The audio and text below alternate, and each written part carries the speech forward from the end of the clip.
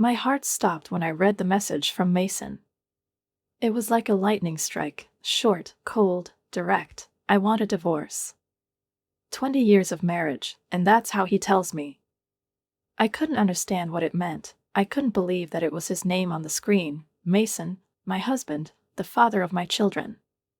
It was so incredible that everything swam before my eyes.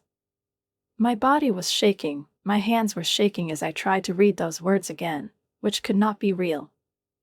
I ran into the living room, not noticing anything around me, not hearing my breathing, clutching the phone so that my fingers hurt. My thoughts were drifting, but one thing was clear. I had to do something, say something, something that would give me back control. He was sitting there by his laptop, and his face was motionless, a mask of indifference, as if nothing had happened. That was exactly what he wrote to me. So, I gathered myself together and in a voice that couldn't hide my pain, I asked, "Why, Mason? Why after all these years?" And he sighed, as if he had been forced to enter into this conversation, as if it were an inconvenient matter that should not be dragged out. "I had an affair," he said, not even looking at me. "With Sunday, my colleague. We're in love. And I want to start a new life with her." The room spun around me. It was as if the air had left the room and I was unable to breathe. Sunday. This young, pretty blonde who was always by Mason's side at corporate events. I always noticed how she kept close to him, how their conversations became more personal than those of other employees. But I always thought it was just an accident. I was so wrong. 6 months, Mason added, and it was like a hammer blow to the head. 6 months before you start asking questions. Yes, she's moving here soon. I think you should pack your things. You know it's going to be easier for both of us. I felt something great in my chest. I clenched my fists, looking at his impassive face. This is my house too, Mason. My words were almost slurred with anger. You can't just kick me out. He stood up, and I saw how his figure overshadowed the whole room. He towered over me like a man making a decision, as if I wasn't his wife. His words were sharp and straight as a knife blade. And I will. The sooner you accept this, the better for all of us. I felt tears pouring down my cheeks, but I couldn't stop. He, the man I loved, who was the father of my children, turned out to be nothing but a selfish, lying bastard. I squeezed out the last words. What about Olivia and Emma? Have you even thought about how this will affect them? Mason's jaw tightened, but his eyes remained so cold, as if he was far from everything I was saying. They're adults. They'll understand, he replied without a shadow of doubt. I laughed bitterly. Yes, they will realize that their father is a fraud, ready to betray his family for the sake of some young woman. Mason slammed his fist on the table, and I realized that he had made a decision. Everything was decided. I want you gone by the end of the week, he said, as if this was just another item on his to-do list. I looked at him. My heart was breaking, and I could feel his words piercing me like 1,000 needles. It was unthinkable. How can you do that? How can you leave a woman you've lived with for 20 years for another? I couldn't believe it. You're going to regret this, Mason, I whispered, more to myself than to him. I promise you. I turned around and walked out, slamming the door so hard that a shudder went through the whole house. When I got into the car, tears started rolling down my cheeks. I couldn't hold back my sobs. How could he do that? How could he leave me, our family, like that? Where was the love he talked about so much? I drove aimlessly, as if following some invisible road. My mind was clouded, and questions kept flashing through my head. Where should I go? What am I going to tell Olivia and Emma? How can I explain that the father they loved has become a stranger? How can I survive the humiliation of being thrown out of his life for a young woman who didn't even know what real family warmth was? When the sun started to set, I stopped the car near Patricia's house. She opened the door and instantly saw my eyes full of tears. "Catherine, what happened?" Her voice was full of anxiety. I collapsed into her arms, and the words rushed out of me like a storm.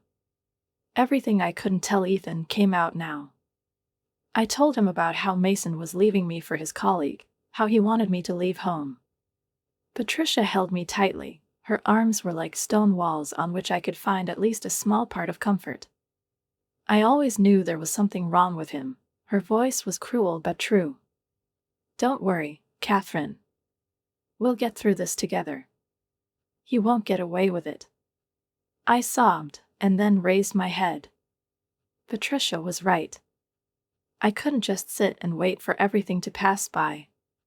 I will fight for what belongs to me. I'll show him that I'm not some weak woman who can just be discarded. He had no idea who he was contacting. This was just the beginning. Olivia and Emma were sitting at the kitchen table, immersed in their phones. Nothing in this house seemed to matter to them except the screens, which they stared at intently, ignoring everything else. Their faces were covered by these small bright windows, and it was only when I entered the kitchen that they looked up. It was like waking up from a dream, but their expressions remained unreadable, as if they hadn't fully realized what was happening yet. My words, "Girls, we need to talk," sounded almost like an alarm call, although I tried to hide how much my voice was shaking. They looked at me, and it seemed to me that there was a mixture of alienation and slight bewilderment in their gaze. I felt the air in the room getting thicker, as if the tension was starting to build up. "Is it because of Dad's new girlfriend?" Olivia asked, raising an eyebrow as if she knew what I was going to say. Her words hit me like a heavy stone. I felt something snap in my chest. What she said sounded like everything I was trying to keep, my place in this family, my importance, was being questioned. As if I was already deprived of the right to change anything. I exhaled with difficulty, feeling tears coming to my eyes. "Do you know about Sunday?" I asked, trying to contain my rising rage. Emma rolled her eyes and, without looking up from the phone, lazily answered. "Of course we know, Mom, we're not stupid. Dad had been spending all his time with her for several months now. And is that okay with you?" I looked at her in disbelief. Her words were like sharp blades cutting through my heart. "Are you serious, Olivia? Are you just saying that like it's okay? This is your father, and you don't understand what's going on." She shrugged and looked at me as if I was someone who didn't seem to know the whole picture. "Why don't we be happy for Dad? Sunday is sweet and honest. Mom, you weren't around much anyway." I felt her words cut into me. It was like a punch in the stomach, her view of my work, of my efforts. All those years that I devoted to our family seemed empty to her. All this time, when I was working and he was going to corporate events with Sunday, was I not with my daughters? Didn't I take care of the house, of them, of the future? What's that supposed to mean? I whispered, holding back the tremor in my voice. "What do you want to say?" Emma, who had been silent before, now intervened, her tone harsh, without a trace of regret. "You're always working, Mom. You're too busy with your clients. My dad and I drove us to school, helped with our homework. You were always there somewhere." She pointed her finger at the walls, as if that was all I left for my children. My eyes filled with tears, and I felt everything inside me crumble. I worked hard, I was building a future for our family, but it didn't seem to matter to them. It wasn't gratitude, it was condemnation. How could this happen? "I work hard to provide for this family." My voice got louder, I couldn't keep silent anymore. "Everything I do is for you girls." Olivia laughed mockingly, her face contorted in an expression of disappointment. Yes, you just can't stand the thought of Dad being happy with someone else," she said with a touch of sarcasm. "You're selfish, Mom." Her words were like a knife in the back. How could you say that when I was, in fact, giving myself to this family? Everything I did for them.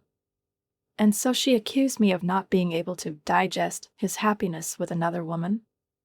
My eyes were full of tears, and I could barely hold back my sobs.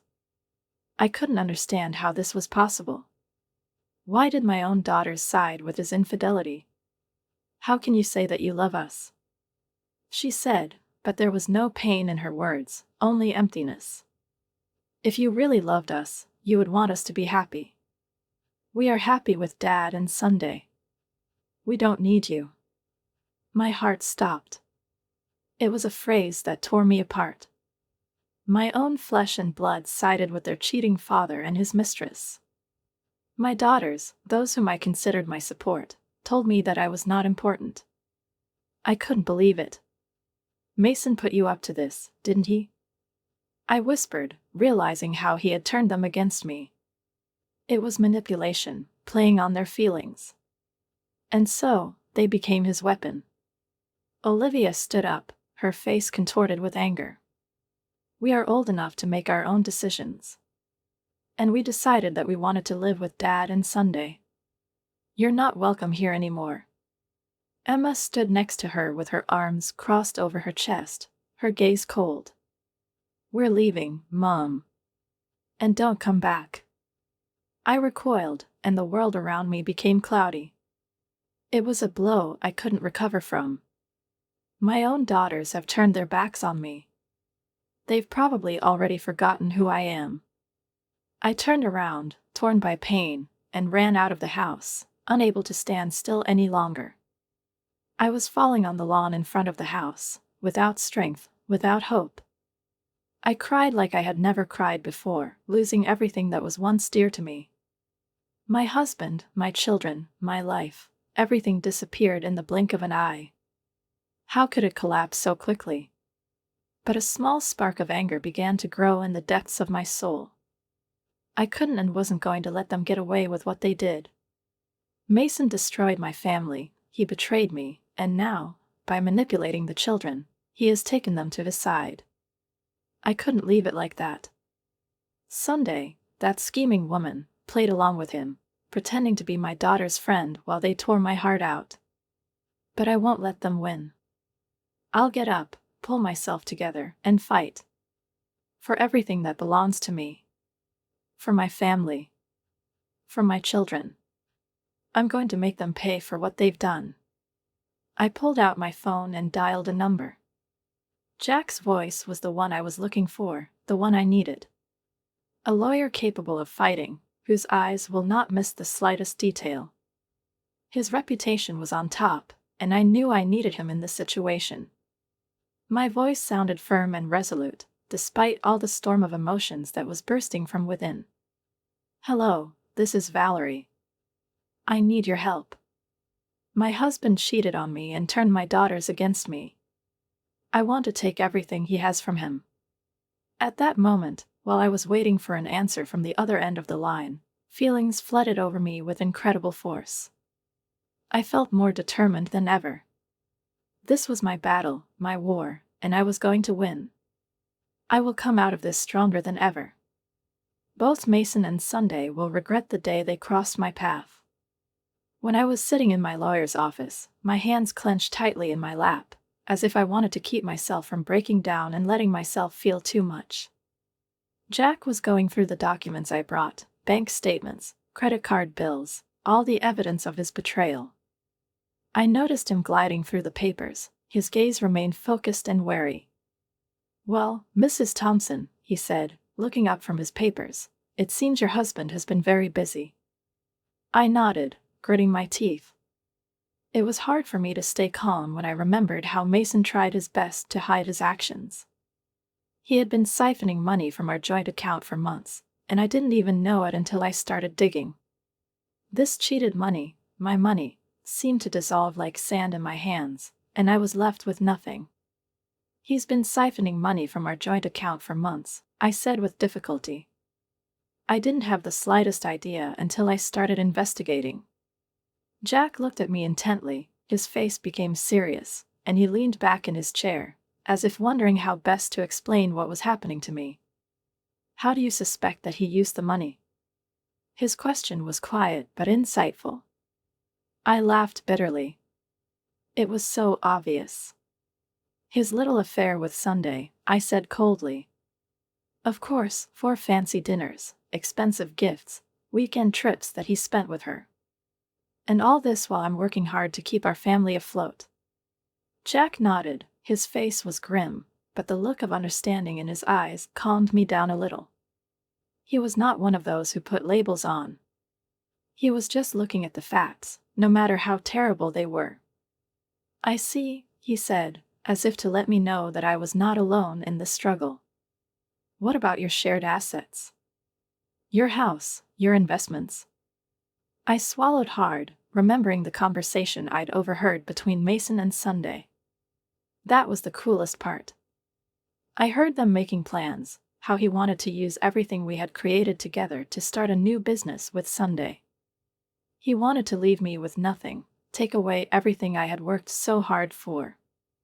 Jack, noticing how tense I was, narrowed his eyes and looked at me with determination. Don't worry. We'll make sure you get what you're entitled to, Mrs. Thompson. Every last penny. These words seemed to act on me like a cure for pain. I felt a surge of gratitude towards this man, who seemed to be the only one on my side. In a world where everyone strives for profit, he was honest, he believed in justice. Thanks, Jack, I said, holding back my emotions. I do not know what I would do without you. He smiled, but there was something hard in his smile, something that indicated he wasn't looking for gratitude.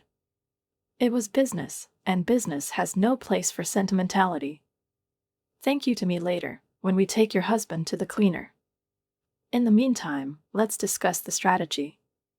We continued to work, hour after hour, examining the evidence I had gathered while building the case against Mason. Jack was confident that we could not only prove his infidelity, but also his financial misconduct, for which he would have to be punished. He ruined my life, and now he's going to have to pay. When I left the office, the sense of purpose that gripped me seemed to pour strength into my veins. I will fight to the end. I won't let Mason destroy me. I will resist everyone. I'm not going to let him take everything I've created just because he was stupid and selfish. At that moment, my phone rang. It was Patricia. How? She asked. I quickly typed in the answer, better than I could have hoped. We're going to make Mason regret the day he ever met Sunday. The answer came instantly. This is my girl. I'm so proud of you, Catherine. You're a fighter. I smiled, feeling a surge of gratitude to my best friend. She was my mainstay in all this, always there, never wavered in her support. I didn't know how I would have survived without her. I got into my car and drove out into the void, but there was a bright spark burning inside me. Now I was ready to fight. I caught a glimpse of myself in the rearview mirror. My eyes were red and swollen from crying, and my skin was pale and haggard, like a man who had suffered more than one stroke of fate.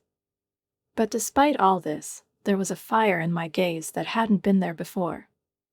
The fire of determination is to bring the matter to an end. I couldn't let those two destroyers, Mason and Sandy, destroy me, my life, my family. No matter what I thought about my daughters, my precious girls, who were so easily influenced by their father's power, I would show them the truth. I'm going to make them see what kind of person he really was. Sunday. This insidious little snake thought it could just ingratiate itself into my life and steal my husband, my family, everything I hold dear. But she was wrong. I'll expose her, show her what she really is. A gold digger, a hunter of other people's happiness, she was nothing but a destroyer. As I pulled out of the parking lot, I felt a strange sense of calmness sweep over me. It was like the whole world had slowed down and I was ready to fight. Mason and Sunday had no idea who they were dealing with. Valerie Thompson was with me, and I won't break down. I will fight for my life, for my children, for my honor. I was sitting across from Jack, and my heart was pounding as he slid the folder across the table, as if handing me the key to my victory. "We got him, Valerie," he said with a triumphant gleam in his eyes. "The evidence of Mason's infidelity and financial misconduct is irrefutable." With trembling hands, I opened the folder. My eyes widened as I started looking through photos of Mason and Sunday, photos of them together, in an embrace, against the backdrop of expensive hotels and gifts. Inside the folder, I found receipts confirming how Mason spent our money on his mistress. The bank statements showing large transfers from our shared account to Sunday's personal account were all laid out in black and white. He couldn't get out of it. He was caught. "He won't be able to avoid it," Jack said, leaning back in his chair, his voice firm, confident. "We found him dead and right." I felt a surge of relief, but it was brief. Instead of feeling joy, a wave of anger swept over me. I couldn't let him get out of this situation so easily. I want him to pay for everything he's done to me, to our children, to our family. Jack nodded, his face serious. "We'll make him pay, Valerie," he promised. "You will get justice." Before I could relax, my phone was vibrating. I looked at the screen and my heart sank. Patricia's name was on the screen. "I'm sorry, I need to take this," I said, leaving the office. "Catherine, have you seen the Facebook messages?" Patricia's voice was strained, full of rage. I felt her anger reach me. "What kind of messages?" I asked, and at that moment my heart stopped. "Mason is spreading lies about you," Patricia said. "He claims that you cheated, that you are an inappropriate mother. And it's on all social networks." I felt like I was punched in the gut. The whole world, all my efforts, everything I've built has been attacked. That was the moment when I felt like I couldn't hold back anymore. I whispered, "He's trying to turn everyone against me." "Don't worry, Catherine," Patricia said fiercely. "I'm setting a record right now by telling everyone what a lying fraud he is. And I have receipts that confirm this." I couldn't help but smile. It's at times like this that you realize who your true friend is. Patricia was on my side from the very beginning, and I couldn't be more grateful to her. "You're the best friend a girl can ever dream of," I said, feeling the warmth spreading through my body. "You know you're damn right," she replied, and I could hear the smirk in her voice. "Now tell me, what did your lawyer say?" I told her about the evidence we had, about how confident Jack was in the success of our case. My anger flared with every word. "He's not going to get away with anything he's done. I'm not going to let him get away with it." "He's not getting away with this," Patricia said, her voice firm, and I could feel the power in it. "I won't let him. You're a fighter, Catherine. You have everything you need to win." I hung up the phone, and at that moment I felt renewed determination. Everything that had happened had brought me to this moment, and now I couldn't stop. "I will fight." Mason could spread all the lies he wanted, but I had the truth on my side. I walked back to Jack's office with my head held high. My voice was firm when I said, "Let's do this." Jack smiled, admiration flashing in his eyes as he replied, "I will prepare the papers immediately." His confidence gave me even more strength. Mason didn't know what had gotten into him, but I was ready to act. When I left the office, I couldn't help but feel anticipation. The road ahead was not easy, I understood that, but now I was ready for any fight. Mason chose the wrong woman to mess with. On the way home, I decided to stop by Patricia's place. My mind was full of plans and strategies, and I felt that I needed to share my thoughts with someone I could trust, who was always there for me. I stopped in front of her house and knocked, but before I could wait for an answer, the door opened. Patricia hugged me tightly, her palms were hot, and her voice, muffled against my shoulder, conveyed all her determination.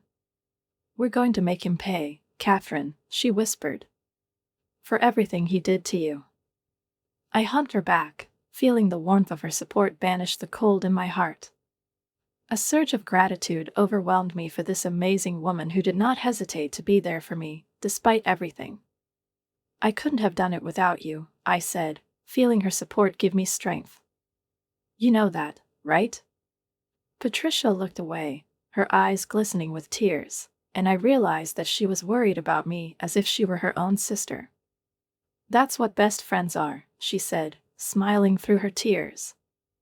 Now let's get to work. We need to destroy this lying, cheating bastard. We sat down at her kitchen table, sorting through the evidence and planning our next steps. I felt a calmness come over me. I had the truth. I had a law. And I had a best friend who was always supportive. Mason didn't stand a chance. We will pull out its roots and let it try to break out. I was ready to fight to the end. When I burst into the house, the divorce papers were clutched tightly in my hand. Mason was sitting on the couch. Sunday was lying next to me, her arm casually wrapped around my husband's shoulders. They both looked up when I entered.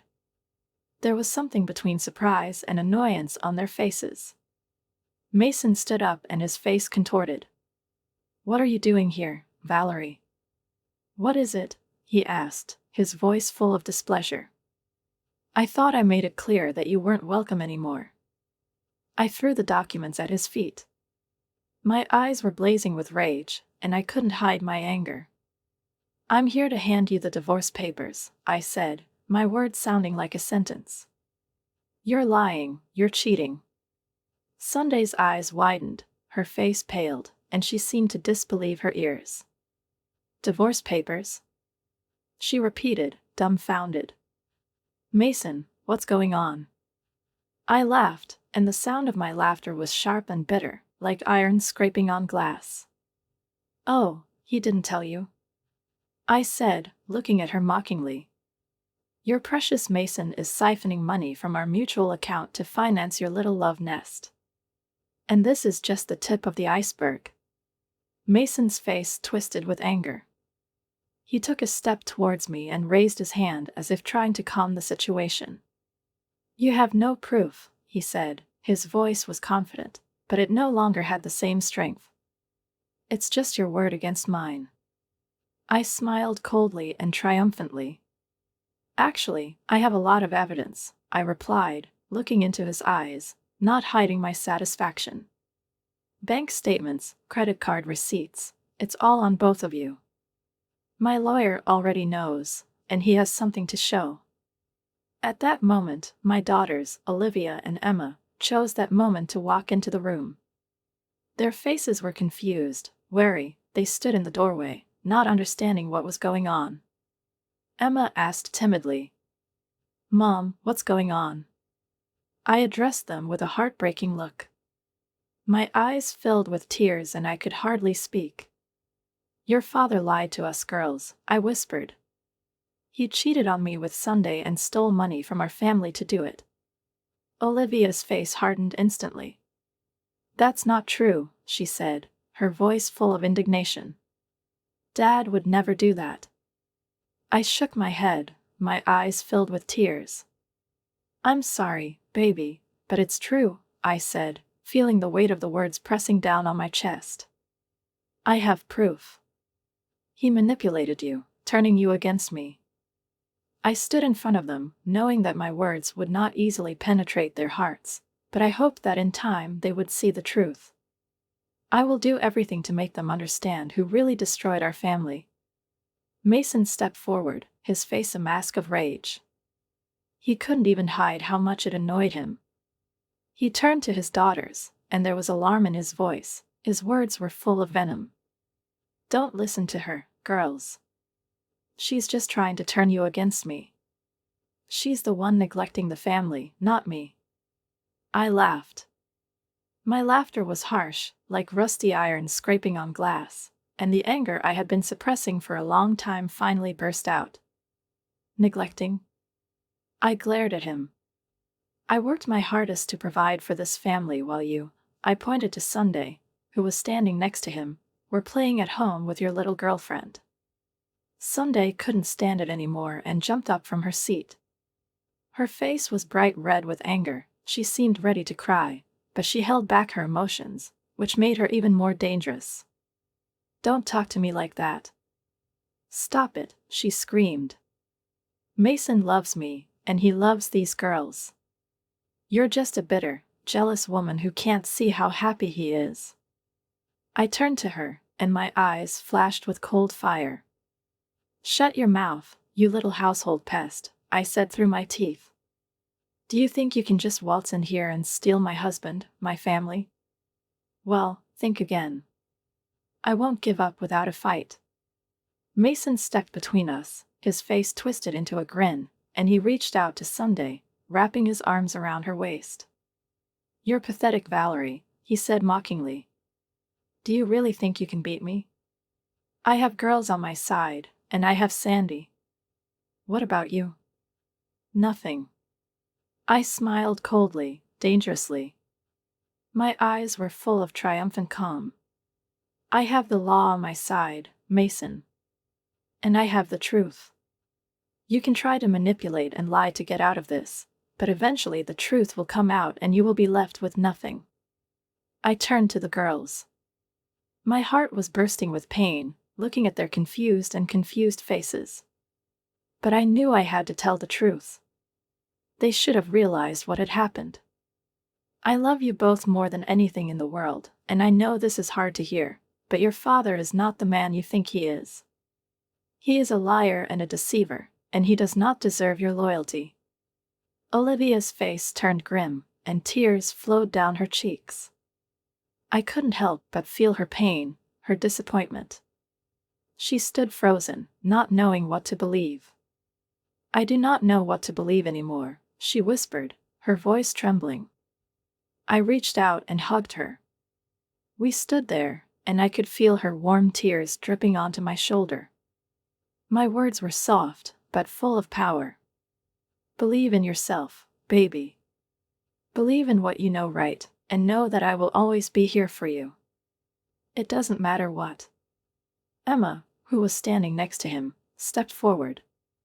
Her face was full of determination, and I could see the inner strength building up in her eyes. "I believe you, Mom. I'm sorry that I ever doubted you," she said, her voice firm. I hugged her tightly, and my heart was filled with love and pride. "Everything will be fine. We can handle it. We'll get through this together." I turned around and looked at Mason and Sunday standing across from me. My eyes were stern, unyielding. I was ready for the last step. "I'm filing for divorce, Mason," I said, gritting my teeth. "And I'm going to make sure you pay for what you've done. You chose the wrong woman to mess with." I turned around and left the house. My head was held high, my shoulders were not shaking with fear. The battle was just beginning, but I was ready to fight. Mason and Sunday had no idea what they were up against. I was sitting in the courtroom. My heart was pounding when Jack, my lawyer, presented our case to the judge. He spoke confidently, his voice was full of strength and determination. Mason was sitting on the other side of the room, his face distorted by a mask of arrogance and contempt. He clearly didn't expect things to turn out this way. He thought he could get out of it, but now he had to face reality. Sunday was nowhere to be found. She obviously chose to stay at home, preparing for the next attack, but I knew she wouldn't be able to hide from what was happening. "Your Honor," Jack began, his voice ringing with conviction. "We have irrefutable evidence that Mr. Thompson engaged in extramarital affairs and abused family property to finance his infidelity. We also have evidence that he tried to manipulate his children and turn them against their mother." The judge, a stern woman in her 50s, nodded. Her gaze was serious, and her lips were compressed into a thin line. I was sitting in the courtroom, my eyes carefully studying every word, every movement. The judge, an older woman, strict and restrained, was leafing through the documents that Jack and I had collected.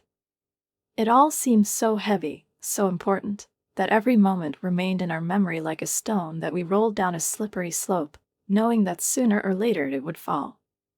Mr. Stevens, Mason's lawyer, stood up. His suit was impeccably expensive, his manner was coldly confident, and his look said a lot. He was confident that he could turn everything around. His voice was full of contempt as he addressed the judge. "Your Honor," he began, "these so-called proofs are nothing more than rumors and speculation. My client is a devoted husband and father who was unfairly slandered by his vindictive ex-wife." These words pierced me like a knife edge. I felt a surge of anger, like a wave hitting rocks, but I held back. How could he dare to try to portray me as the villain in this story? But Jack was ready. He knew what to do. He knew how to respond to his attacks. "Your Honor," Jack replied with full respect and confidence in his voice, "we have irrefutable evidence. We presented bank statements, credit card receipts, and photo evidence of Mr. Thompson's personal infidelity and financial crimes. These are not rumors or speculation, these are facts." The judge narrowed her eyes and nodded. She turned to Mason, as if testing his strength. Her stern gaze made him freeze. "Mr. Thompson," she said, "do you have anything to say in your defense?" Mason raised his face with a mask of righteousness, but in his eyes I saw only anger and despair. He was ready to fight to the last. "Your Honor," he said, "I was just a loving, devoted husband and father. My wife's accusations are groundless and cruel. She's just trying to punish me for finding happiness with another woman." I couldn't help but laugh bitterly. Happiness? It was just ridiculous. Not only did he betray me, he destroyed our entire family, stole our children's future to finance his vicious love affair. He didn't even realize how low he had fallen. "Happiness," I whispered, almost not believing my words. "Is that what you call happiness, Mason? You betrayed your family, destroyed everything for your own pleasure." The judge hammered the table mercilessly. Her gaze was steady and her voice was cold. "Strict order in court, Mr. Thompson. I've heard enough." Jack looked like a winner with a smile on his lips. He knew that everything had been decided, but he remained restrained. He continued, "The evidence against you is incontrovertible, Your Honor." The judge nodded again, and then turned to Mason. "I recognize Mrs. Thompson's petition for divorce, and I award her a significant portion of your common property as compensation for your infidelity and financial crimes." Mason turned pale. His face contorted in shock, and I could see his world crumbling in front of him. He tried to speak out, but his voice was no longer so confident. "Your Honor, you can't do this. I'm going to be ruined." The judge looked at him calmly. "You should have thought about that before you decided to betray your family," she said with cold determination. "Mr. Thompson's actions have consequences." The judge struck with a hammer, and at that moment, as if by a wave of a magic wand, all the weight of these months of betrayal, lies and pain seemed to be lifted off my shoulders at once. I felt a surge of justification, like a wave that covers a tired body after a long journey. It was the end, the victory I was fighting for. As we were leaving the courtroom, Jack, smiling slightly, took me aside. "Congratulations, Valerie," he said proudly. "You did it. You stood up for yourself and for your children. You've won." I hugged him. My tears were streaming down my face, and I felt relief fill me like a river that washes away all the dirt. "I couldn't have done it without you, Jack. Thank you from the bottom of my heart." We went outside, and I felt the sunlight touch my face, as for the first time in many months. Freedom swept over me like a stream of fresh air. The nightmare was over. I was free from Mason's lies and manipulations. I could start a new life on my own terms. But then I saw her. Sunday was standing on the steps of the courthouse. Her face was a mask of shock, her eyes full of disbelief. She couldn't believe what had happened. I could hear her screaming, her voice trembling with excitement. "Mason!" She screamed like a lost child. "What happened? What's happening?" I watched Mason walk past her. His head was bowed, and I could see how he himself was amazed at what had happened. His gaze was empty, haggard. "It's over, Sunday," he said softly. "We're done." Her face contorted in pain, and tears flowed down her cheeks. She couldn't understand how everything had collapsed so quickly. "But what about us?" she whispered, her voice cracking with desperation. "What about our future together?" Mason shook his head, his voice full of bitterness. "There's no future, Sunday. I'm broken, and I'm alone. You'd better find someone else." Mason was alone, and despite everything that had happened, I felt neither sympathy nor regret. He had chosen this path himself, and now he had to live with the consequences. I stood motionless, watching as Sunday, who had seemed so confident of her victory until now, collapsed to the ground. Her hysterical sobs echoed in my mind, and a part of me couldn't help but feel a perverse sense of satisfaction. Yes, she suffered. And yes, she got what she deserved. After all, she played a role in the destruction of my family, and now I had to pay for all her manipulations, for all those years when she stood between me and my happiness. But despite this, a large part of my heart was still tired. I was tired of everything: the lies, the endless quarrels, the wars she waged while I was trying to keep my family afloat, keep my children afloat. And now that it was over, I was ready to move on. I was ready to build a new life for myself and for my children. I walked out of the courthouse with my head held high, like a winner. The battle was over, and I stood victorious, despite all that I had to go through. Mason and Sunday had destroyed each other, and now I was free. Free to live my life, free to seek my happiness. I finally realized that I actually survived. I became a fighter, and nothing, absolutely nothing, could stop me. It's been a year since I broke off my relationship with the past. I was sitting in my new apartment, surrounded by boxes, the remnants of my old life. Everything that once made up my existence was now in these boxes: things, memories, photographs, old letters. As time went on, I gradually began to feel like myself again. I had a new home, a new life, a thriving business, and, most importantly, a sense of peace that had not been in my soul for many years. However, despite all this, there was one unfinished end, one question that tormented me. No matter how hard I tried to move forward, I knew I needed to build a relationship with Olivia and Emma.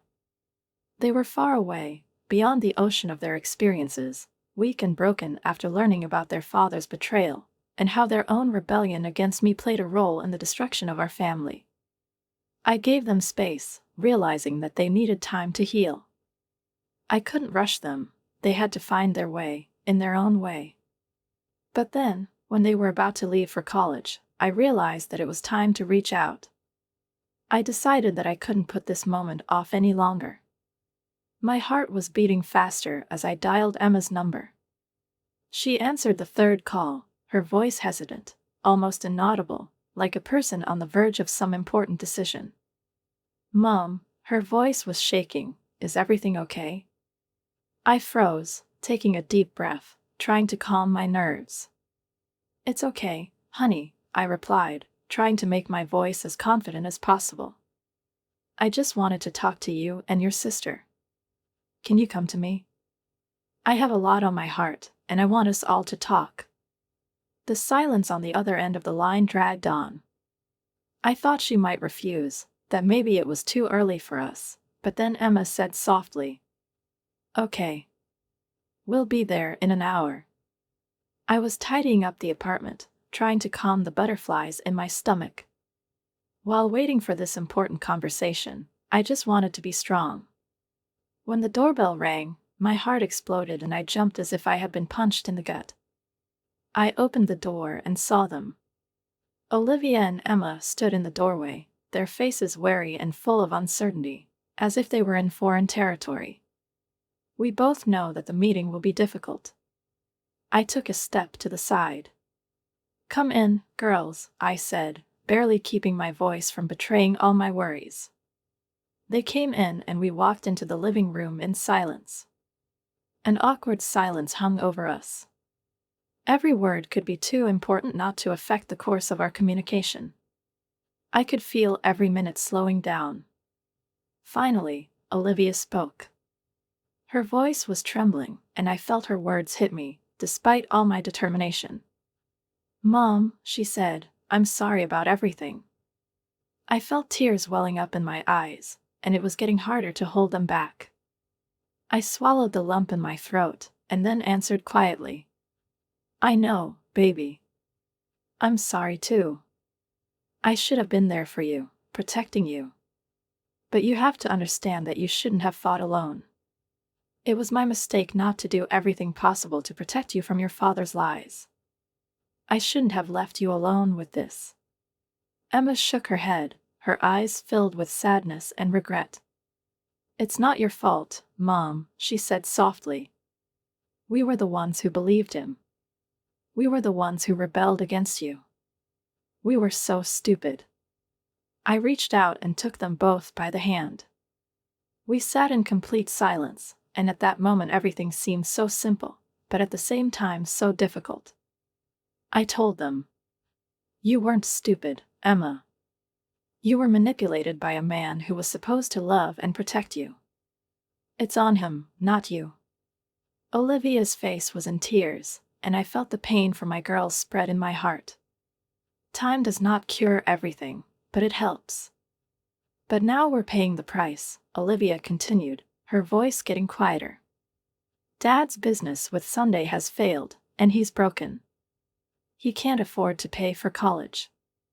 I squeezed her hand. My heart was heavy with pain, but I couldn't let myself break. "I know, baby," I said, trying to be strong. "But we'll figure it out together. We will overcome everything." I squeezed Emma and Olivia's hands, and my words came out with complete confidence. "I've been saving money for your education, and we'll find you a scholarship that will cover all expenses. You are not alone in this."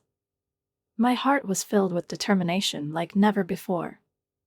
I looked at Emma, and her eyes, full of hope, were like a reflection of the vulnerability that had been hidden in my soul until recently.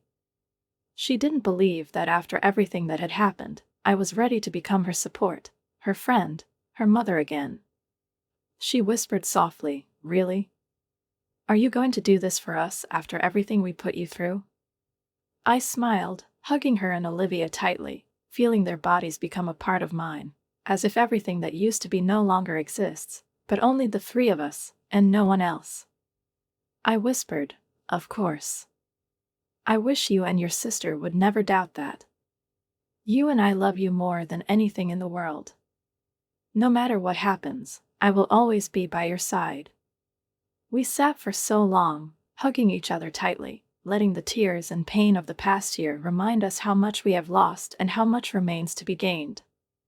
The silence we were in was full of unspoken words, our inner feelings and regrets, which now seemed important only to move forward, to learn how to be together, anew. We talked, planned, and dreamed of a future that now seemed possible again. I felt peace and tranquility filling up inside me, as if all that storm that was raging around me had finally subsided. "We will walk this path together," I said, and it became a symbol of a new chapter in our lives. I was ready to move forward, and my girls, strong and determined, were ready to walk this path with me, supporting me in every step. So, every minute I felt how the force uniting us was finding a new, solid foothold. We became one team, nothing and no one could destroy us. I knew we could do it. When they left that night, Olivia turned to me, her face serious and determined, like an adult who has been through trials, but she was still looking for answers, looking for the strength in herself that would allow her not to give up. She said, "I know we can't change the past, but we want to fix everything. We want to be a part of your life again if you accept us." I smiled. I feel something warm, almost incredible, unfolding in my chest, and hugged her tightly, unable to contain my feelings. "Of course I'll have you, baby. You are my family," and nothing will ever change that. When they left, I stood at the window, watched their car disappear into the silence of the night, and a feeling of hope suddenly settled in my chest. Perhaps I didn't know for years that the future could be so bright, that it could be filled with joy rather than fear. I was ready to meet him face to face, knowing that I would walk this path with those who love me. I could and will fight. Mason and Sunday tried to destroy me, but their attempts were in vain. I was stronger than they could ever have imagined, and I had the main thing, my love for my daughters, their support. All this was my strength, my support. I was standing in the lobby of my new office building, and pride filled my head. It's been 5 years since the divorce, and during that time I've built a thriving interior design business. My successes have surpassed all my wildest dreams. I did it. The girls and I did it. We've been through everything. My daughters, now grown up, stood next to me, their faces glowing with pride. Emma, as always, was the first to express her admiration. "Mom, this is amazing." Her voice was full of delight. "You've come this far. I'm proud of you." I smiled, squeezing her hand, feeling my bond with her sister, grow stronger as we came to this moment together. "We've all come this far, baby. I couldn't have done it without you and your sister." Olivia nodded, her eyes full of love and respect. "Misty, we are so proud of you. You inspire both of us." We were walking through an elegant modern office, and I couldn't help but think about the path that led me here. I remembered the pain, the betrayal, the endless nights of doubt and tears when it seemed that everything was lost. But thanks to all these trials, I have become stronger, more resilient, more determined. I have built my own life, overcome all those difficulties that once seemed insurmountable. And now I was standing here, surrounded by friends, colleagues, and clients, and I felt like the whole world had opened up in front of me. I looked up, and at that moment I felt a touch on my shoulder. I turned around and found that Patricia, my best friend, who always supports me in the most difficult moments, was standing at the door with her quiet, understanding smile on her face. I felt something warmer and more familiar fill my heart. "Congratulations, Catherine," she said, coming up to me. Her voice was filled with sincere admiration, and her arms wrapped around me in a tight hug. "You did it. You showed them all."